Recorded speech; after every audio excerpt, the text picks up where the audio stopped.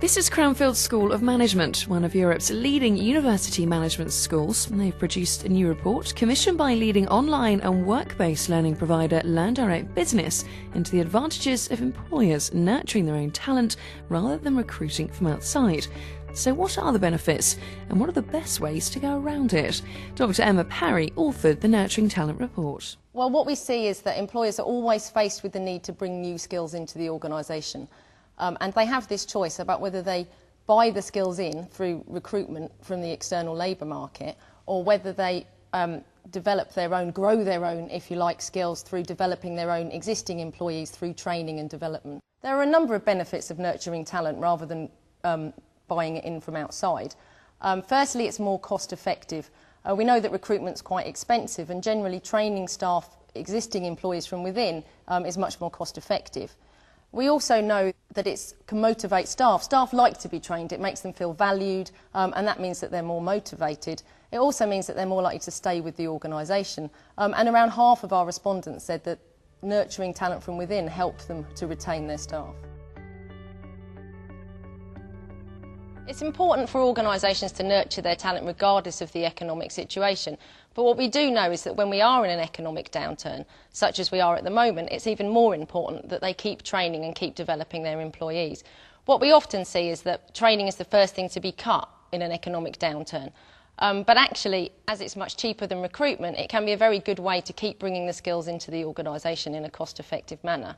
For instance, Southwest Airlines in the US, in their recession in 2001, actually upped the amount of training that they were giving their staff and cut recruitment.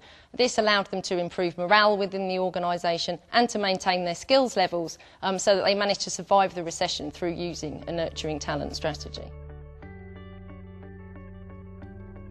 Employers need to be more strategic when they're approaching training, so they should have a formal written training plan and training strategy. They should also have an allocated training budget so they can make sure that that money's put by for training to ensure that it actually happens. They should also make sure that they do something to know what the training needs are within their organisation. So on an organisational level, organisations should be conducting training needs analyses to look for those skills gaps within their companies.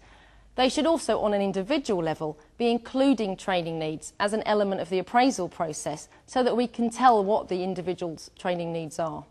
In terms of the training itself, organisations should be tailoring training so that it fits individual needs rather than using a one-size-fits-all approach.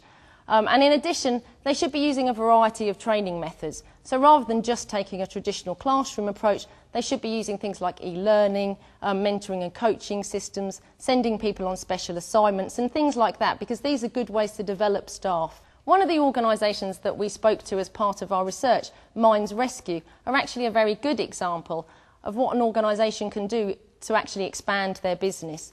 So Mines Rescue was reliant on the coal industry at the time that it was privatised.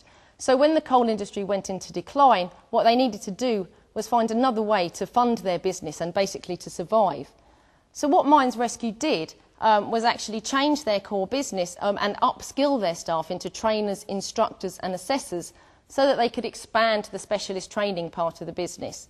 And now that actually forms 80% of their business, so they've actually changed their core business totally. They've also expanded quite dramatically. They now have 1,400 customers rather than just 5 at the time of privatisation. They've got 128 staff rather than just 90, and at the moment they take an annual turnover of around £8 million, so they're actually been very successful.